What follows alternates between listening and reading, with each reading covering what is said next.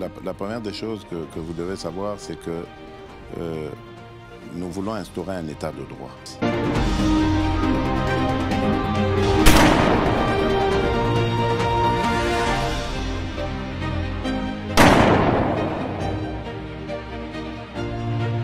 Nabino balandi ya chaîne abiso Super Congo TV na pesibino bango tebele bokota bo s'abonner ebele bo s'abonner mingi bo s'abonner makasi bo s'abonner massivement chaîne abiso Super Congo TV eye na biso na tongwa lelo ya kopesa bino ba actualité oyo za kotambola na mboka na biso de façon que bomondi ndenge ba enjeu de l'air ya mboka na biso izo kotambola par rapport ya que chaîne abiso Super Congo TV eye komela bino ba actualité oyo mboka na biso boyeba bien que mboka na biso ezotambola ndenge nini mboka na biso ezokende ndenge nini yango wana sans plus tarder bandeko na ngai kopesi na libako moko ya malamu na pesi bino bambote ebele pesi condoléances na bandeko na biso oyo peza babuti kobungisa moko na mona bango na ba dégâts naturels tukosala na niveau ya masina na de bonhomme par rapport ndenge babungisi biloko na bango bamusu babungisi bato na pesi bino ba condoléances. Alors Tokosola bino naza na sujet 3 hors sujet du jour. Na sujet na biso, sujet ya liboso, toujours sur la situation ya président Félix et président Donald Trump. Sur le plan ya contrat, sur le plan commercial, ya contrat ba minerai stratégique. Envoyé spécial, oy aye komemela biso nini. Envoyé spécial, aye koloba nini. Tokoloba situation du niveau stratégique. Il y a situation sécuritaire. Ndengni le FARDC, ndengni wazalendo, ba bandi ba disposition nini opeza ba koki komona moyen ya conquérir tous les deux villes nyonso ni balé, il y a ville province ya Nord Kivu et ville province ya Sud Kivu. Par rapport à que ba wazalendo baza déjà na porte ya Goma, 6 km ya Goma. Wazalendo ba encercler déjà Bukavu. Qu'est-ce qui se passe pour être moyen qu'on soit à disposition de façon que tout le monde a moyen de conquérir tous les deux villes provinces ya Sud Kivu, Nord Kivu. Donc on sera là de sous politique, consultation gouvernement national. Banani va participer, banani va participer. Yangwana bandi konangai, na sengi bino boko tobele, bo s'abonner, bo poussa na pembeni, bo landa ba biso politique au pesa, ni totalement ndenge. Yangwana to bandi na lipo ya diplomatie ya président Félix Antoine Tshisekedi ya liboso tozo pesa mbote ebele, pesa mbote ya ningi makasi par rapport à que diplomatie nae oyo président asali et memeli biso na biso solution favorable et memeli biso mbuma par rapport à banda ko loba que président azoko voyager président azoko dépenser bambongo bi lelo voyage nae et memeli biso solution favorable par rapport ya ndenge bomoni na minute oyo sur le plan diplomatique président de la République, la République du Congo, est comparable par rapport à d'autres pays. C'est-à-dire que du niveau diplomatique, la République du Congo a déjà une victoire sur le plan diplomatique. C'est-à-dire que le président Félix a commis des dates à niveau que tous les pays n'ont surtout, il faut travailler ensemble. Yangwana, notre président, a lobby que souci à travailler ensemble. Yangwana, la minute oyo, les États-Unis d'Amérique. Batinda qui envoyé spécial na IAA na kombo ya Moussad Bolos. Moussad Bolos qui est Moussad Bolos, c'est un envoyé spécial à Donald Trump. Batinda qui délégation bayaki awa na ba délégation multimilliardaire, multimillionnaire bayaki awa par rapport à s'investir massivement dans notre pays et puis notre du Congo par rapport à ndenge des États-Unis, ba monnaie déjà que baza déjà na retard, il y a ba minerai stratégique. Par rapport à que bomoni que Chine a déjà bien na avance ya ba minerai stratégique. Si c'est pourquoi bomona qui que bitumbezala qui a makasi entre les États-Unis na Chine compétition moko ya makasi. Maintenant na minute oyo loko la Chine a s'avancer qui déjà makasi a étouffé ba marché na awa ba société na awa lelo Chine a déjà en avance lelo les États-Unis a déjà en retard. Yango lelo bomoni les États-Unis baye bango moko ko s'investir massivement dans la République démocratique du Congo, précisément, et pas gouvernement congolais, mais gouvernement américain. Bon, moi, envoyé spécial à Yé, envoyé spécial à l'Obénin. À l'Obi, Baye, ko Sala, coopération commerciale sur le minerai stratégique. Baye, la coopération bilatérale sur le plan militaire, coopération bilatérale sur le plan technologique, de façon que, na minute oyo, les Américains basent déjà le Congo na maboko. Si c'est pourquoi, bon, mon temps peut ailler, avant les Américains bailler, bango balobi non, et ça kosenga, oui, bah moi ni peut déstabiliser tous les réseaux oignons surtout, et ça pour bloquer la République du Congo. Si c'est pourquoi bon moni ndenge les États-Unis bango moko ba sanctionner qui Rwanda, ba condamner Rwanda, Conseil des Nations Unies, ba sanctionner Rwanda, ba condamner Rwanda, Union européenne ba sanctionner Rwanda. Par rapport que bango bana kokosa ba américain makasi.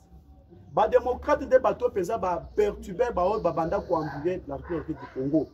Bazoko ya koyiba ba minéraux, bazoko ya kotoka ba minéraux, bazoko maintenant ba makanyo so banda ko salwana zoka batwana bazalaki na eloko te babanda ko pesa bango ba minéraux moko boye oya bongo maintenant lelo ba mimoni ke na minute tout ça na retard bango moko ba sur le terrain de façon que ba mona moyen ya ko récupérer retard na bango. Si c'est pourquoi na minute les États-Unis batali situation ya Ukraine na Russie ba moni bango ba kota sur kambwana te et sengeli bango moko ko ba kota makambo ya Congo. Si c'est pourquoi bo moni na minute oyo ba américain ba koti déjà na Congo massivement et puis tous les grands bailleurs oh ba société nyonso ya minene ya ba américain et belé ba koya a et belé ko engager bateau ba komona moyen ko sala ba coopération ya makasi. C'est pourquoi les États-Unis na République du Congo basali ba contrat moko ya makasi sur le plan minéraire stratégique. Ya mwanda bomonaki mission oyo envoyé spécial à Yenango aye par rapport ya ke ndenge aye akokende na Kenya. Tango okende na Kenya maloba nini oyo akoyebisa Kenya. Tango pe akokende na Rwanda maloba nini akoyebisa Rwanda. Tango pe akokende na Uganda maloba nini akoyebisa Uganda. Ya mwana bomoni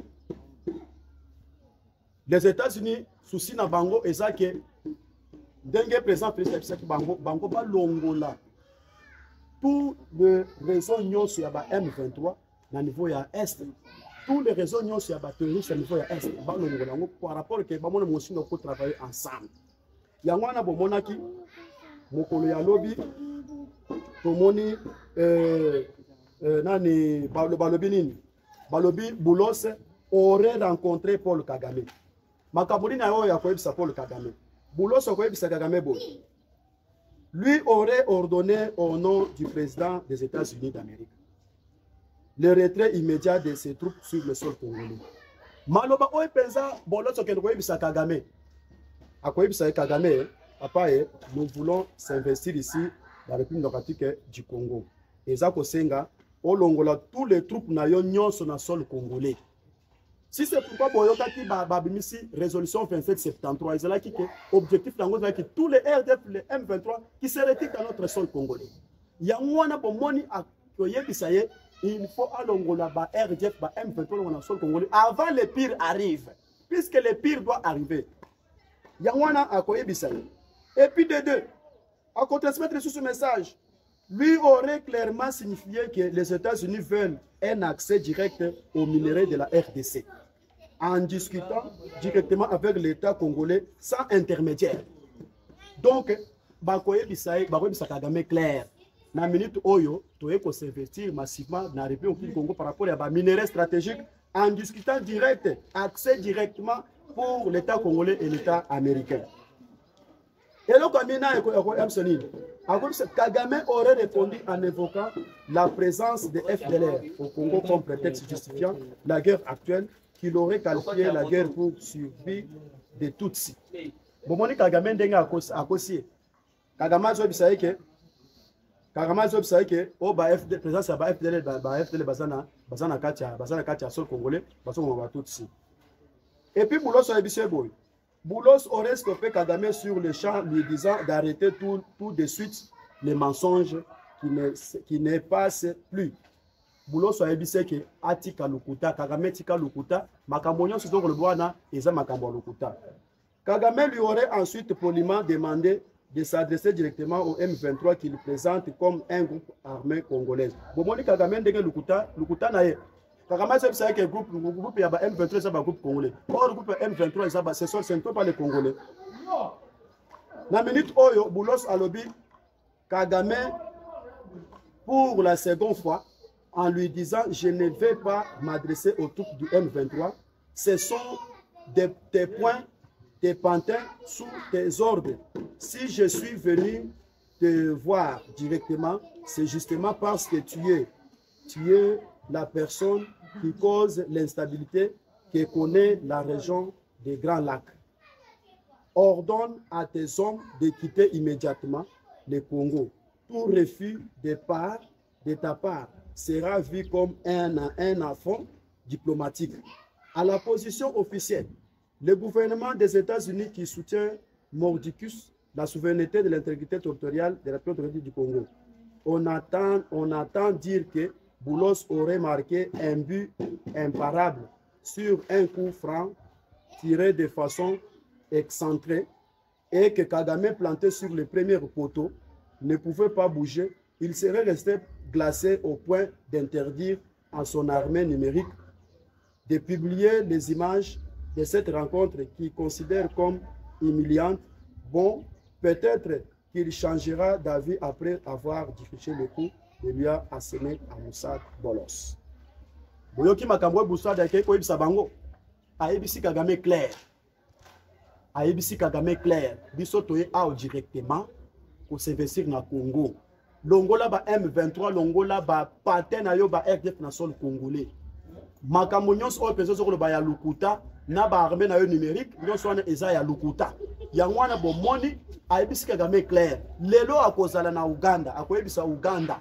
Alongola tous les terroristes nyonso baza na kati ya Uganda.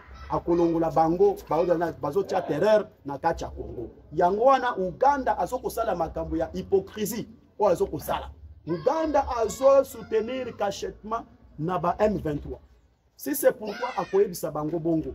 Si c'est pourquoi akozonga akokeli na Burundi, akokende ko féliciter président ya Burundi de façon que Burundi lokolande a respecté l'intégrité territoriale, le bon voisinage avec la République du Congo. Yango wana bokomona ke relation de bon voisinage. Base ya ba américain ekozana kati ya Burundi. Base mususu ya ba américain ekozana on a République du Congo. C'est-à-dire les États-Unis d'Amérique avant qu'il soit que le pire arrive, c'est-à-dire qu'il y ait converti les trois présidents là. Président ya Kenya, Ruto, président Kagame, président Museveni. C'est pourquoi bayebisu bango wana nde bazo tia terreur na sol congolais. Yango wana bomoni ke na minute oyo balukuta na bango ezangi tina moyen lisusu bakosa kosa lukuta ezali lisusu te. Yango wana bomoni na minute oyo les États-Unis baza très déterminés. Les États-Unis baza très déterminés par rapport à l'investissement na bango na sol congolais. Et ça très magnifique et puis très directement. Donc il y a une situation sécuritaire. Par rapport à la stratégie où Wazalendo de Bazui, na niveau ya est de la du Congo. Na minute où on appelle ça na Wazalendo avec les FARDC. Walikale en tout moment nous sommes tout récupéré na maboko ya FARDC na maboko ya Wazalendo. Par rapport à déploiement ya ba RDF na niveau ya Walikale. Et salama qui dégâts makasi. Et salama qui affrontement moko ya makasi pendant 8 jours. Lelo Walikale est sous contrôle avec le FARDC de Wazalendo. Bon mona ki ndenge ba mercenaires français, ba mercenaires Luxembourg, ba mercenaires ya ndenge na ndenge, voire ba Kenyan, ba Ougandais et tout consort. Bon mona ki ndenge le FARDC atinda ki ba militaire na sol congolais. Le FARDC atinda ki ba militaire na sol ya Walikale, plusieurs militaires bazalaki déployés.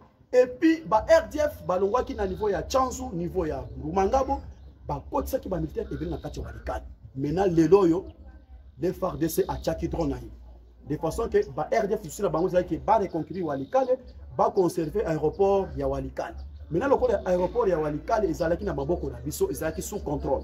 Yango wana les FARDC lingaki kwesa ke bendele kweyate. Donc ça qui moyen ça ko sala ba détruire tous les avions ya ba RDF, tous les appareils et puis tous les bastions na bango nyons ya ba M23 o nyons tout ba bomba na niveau ya Walikale. Même ba M23 basala qui de façon que on se retirer. Bomoni ke ba Rwandais bazana ba mensonge ebele. Soki Rwanda ebisio ke mutu aza tata na ngayo ke mutu aza tata na ete. Rwandais soki ebisio ke ngana kolongwa weba ke Rwanda kolongwa te. Rwandais il faut koyeba na sens contraire. C'est-à-dire que Rwandais les abo il faut kolongwa par force. Ba Rwandais ba kosi ke biso to se retirer na sol ya Walikale. Or ba se retirer na sol ya Walikale te ba ke ko s'ingérer na kati ya Walikale centre bavandi babandi ko benga ba prise de contact ya wana bomonaki Walikale kotaki plusieurs ebele ya ba éléments bomonaki munguna a changé tina ba stratégie atindi ba cercueil wana na kati ya ba cercueil batie ba arme na ba kati ya cercueil de façon ba moyen ko échapper ba wazalendo bena wazalendo abotolaki na ba cercueil abotaki na ba arme nyonso sophistiqué ba récupérer yango et puis wazalendo alande tina ba RTF ba kenda ko bomba na kati ya ba cité ba bomaki bango ebele yango wana bomonaki wazalendo azui direction Goma azui direction Masisi centre akotaki na Masisi wana wazalendo abandi déjà Masisi centre akei na ngomba ya Ndumba akei na village ya Ngungu abakei na Bweramana bakei na Lushebere donc tout autour au Masisi centre wazalendo a reconquérir tout nyonso wana yango wana bomoni ke wazalendo azui direction na mitoyo bazui direction vers Goma baza déjà na 6 km ya Goma yango wana bazoko s'organiser de façon que na minute il faut tout récupérer Goma.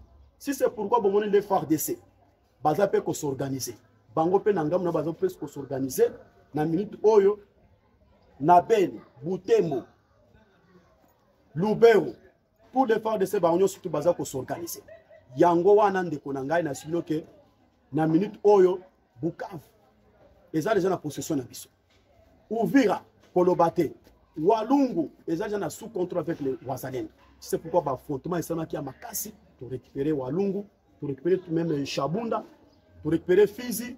Na minute oyo toza maintenant na possession qui to récupérer Bukavu totalement. Yangwana ndo moni les FARDC baza pour s'organiser. Ba M23 wana bandeko basuki déjà. Na mpiaka ekoti na ba M23 makasi. Plus de 250 militaires. Oyo penza ya FARDC bakimaki bakeye ko serene na M23. Bango nyonso tu bakimi bango na ba munition. Bakimi bakeye ko se rendre na FARDC na niveau ya Lubero. Bino bokimaki à cause ya lokoso mbongo. Tampe boyoki ke bafuti ba FARDC. Nde bozongi bomoni déjà nde nonande de bomitrahir. Pona ngai na sengi bakanga bango nyonso basala boloko puisque ba trahir les FARDC. Bino bokanisa ke bokotika bango bokeni ko rejoindre ba Nyarwanda. Bomoni déjà ke bosuki ba FARDC nyonso tu bakotaki na M23 bango nyonso tu bakini bake ko se bazongi lisusu na FARDC et puis bazwa bango te il faut bakanga bango bake ko rééduquer bango lisusu bako se bango na nante puisque batwana bazana bazaba ce sont les traîtres yango wana ndeko na ngai ndo moni na minute oyo les FARDC aza beaucoup mobilisé kala mingi te tokozwa Goma kala mingi te tokozwa Bukavu seront récupérés dans tout de suite yango wana bomoni ke na niveau ya kuna les FARDC wazalendo bazui stratégie ya makasi c'est pourquoi wazalendo baza beaucoup na stratégie ya makasi côté ya Nyiragongo kolobate côté ya Ruchuru centre Chanzu et tout consort tous les situations soana affrontement moko ya makasi et tout kosalema mais biso tera toujours pour conquérir pour gagner toujours victoire et dans notre temps yango wana ndeko na ngai il faut s'abonner makasi massivement au partager au liker au commenter yango wana bomoni ke chaîne biso o mabilo ba actualité moko ya malamu si c'est pourquoi bomoni ke na minute situation sécuritaire nde esika otikali village ya Suka ndo moni eloko oyo les États-Unis bazo kusala moyen nyonso de façon que Banyarwanda nyonso tu balongo na sol congolais bomoni Belgique aye na sol congolais Yemoko amikoti déjà na sol congolais a tcheba don de surveillance na minute qui sangani et sous surveillance des drones belges et sous surveillance de notre drone FARDC il tourne même et sous surveillance des drones belges et des drones de l'FARDC yango wana bandeko ata eloko moko suspect et ko sale makuna bako détecter yango wana bomoli ke lokola zala ki cible na bango na minute oyo pesa ba M23 baza déjà na mpiaka baza déjà na makasi ya okota lisusu te ya ko confronter lisusu te ba muso bandi ko kima par rapport à nzala bazo se retrouver te ko futa bazo futa bango te si c'est pourquoi ba komi ko kima yango wana ndeko na ngai kosa na espoir que to kolonga bitumba oyo bendele ko kwela situation politique dans la politique to féliciter envoyé spécial en matière de sécurité et Bernard Kolenge par rapport au chef de l'État à mandaté comme consultateur bazo consulter na gouvernement national to moni ndenge ba consulter plusieurs couches maintenant oyo to eko constater ba politicien oyo yanzala ba opposant yanzala oyo baboya keke biso toko consulter biso te consultation on est concerné biso te. Maintenant kaka ba opposant bambana ko bana nde to bandi ko mona bango ba ke consulter bango. Vous voyez que opposition eza sur na makasi te. Opposition sur na makasi te. Yango wana to féliciter mwana mboka Muzito. To féliciter Moïse Monidela. To féliciter na ba oya ba jeune ya FCC. O penza ba ke na compte ya FCC ba consulter bango. Yango wana chaise vide foot akati. Yango wana to pesi bango merci ndenge ba consulter bango puisque mokonzi mboka lobi alingi à travers na batu nyonso. Bina lokola bango baboyi yango wana bomonike batu wana baza batu ngambo mususu. Baza na ba discours mususu ke za balingi ba soutenir. Bomonike Moïse Monidela à soutenir ou consultation, à soutenir na vision un chef de l'État. Boboni Muzito a apprécié contrat, il y a un miret stratégique avec les États-Unis et les Républiques du Congo. Et puis à 5 sous-chef de l'État, à 5 gouvernements congolais, va négocier na ba M23, va négocier na ba RDF, va négocier na Rwanda. C'est-à-dire et loko banda kozela nde oyo. C'est-à-dire que le gouvernement congolais va toujours déterminé yango pe Muzito en tant qu'opposant à soutenir yango. Scandale na niveau ya 5 ans. Bato ya 5 ans baza bandoki minene. Bato ya 5 ans toye koyeba bango toye koyeba ke bato oyo babanda ko fournir bango. Bato oyo babanda ko soutenir bango na ba démarche oyo babanda ko sala ezalaki Rwanda, ezalaki Uganda, ezalaki Kenya. Tomoni na ba chambre luxe, ba maison luxe banda ko futer bango, ba démarche banda ko sala pona favori ya Rwanda. C'est chose grave.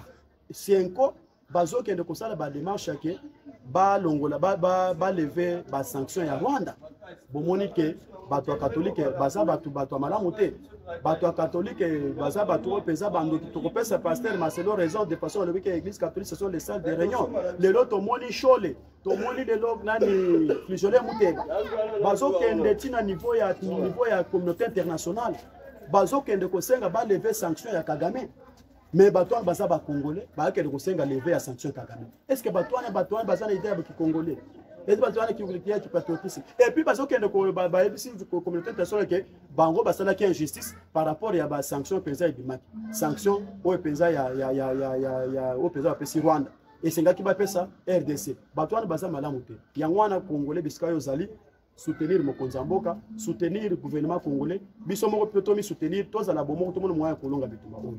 Batwana baza batuté. Lelo yo toye koyeba ke église catholique nde batu oyo babanda ko sala ba démarche en faveur ya Rwandais. Yangwana ndo moni mokonzi mboka aza toujours déterminé. Très maïel, très sage. C'est pourquoi on a sepela qui na idée oyo réponse oyo pesa à séduire nango ba américain. Ba américain ba limite vraiment mutu oyo aza très sage. Yangwana boyokaki ndenge ba poser mokonzi mboka question. Ba poser que pour la nini bobengana ki biso na kati ya Congo au profit ya bashi. Mokonzi mboka be biso ke bango malamu. Biso to bengana ki binote. Bino nde botika ki vide wana. Vide wana nde ta pe chinois aya profiter.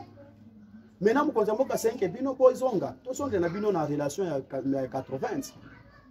Bozali na ba base na bino. Yango nde bomoni ba américain ba kozonga awa. Si c'est pourquoi moni ba sango pona bango donc esali bango pesa jaloux. Bango ba komi ko sala ba démarche pour ba empêcher arriver à délégation au Tikoya maintenant ba kufi bango soni bango ba kufi soni bima yangwana na minute oyo bango nyonso ba ko se bloquer quelque part yangwana congolais nazo senga bisika yo zali to ça na bomoko to mona moya kolonga munguna oyo to fi déjà kolongi munguna etika le puisque virage ya suka ezanini. Tous les Rwandais RDF ballon na sol congolais. On a tout sengi 7 mois ici à avril. Ils ont pas mois moko ba enjeu de l'air. On pensa ba disposition nyonso autre déjà na mise mais yangwana les FARDC gouvernement congolais baza toujours na ba disposition pour ba déterminer moyen yako démanteler tous les réseaux nyonso ya ba Rwandais na sol congolais. Toujours ça la moyen nyonso ya ça de marche nyonso de façon que tous les RDF M23 bas c'était na sol congolais. Bas déjà basuki.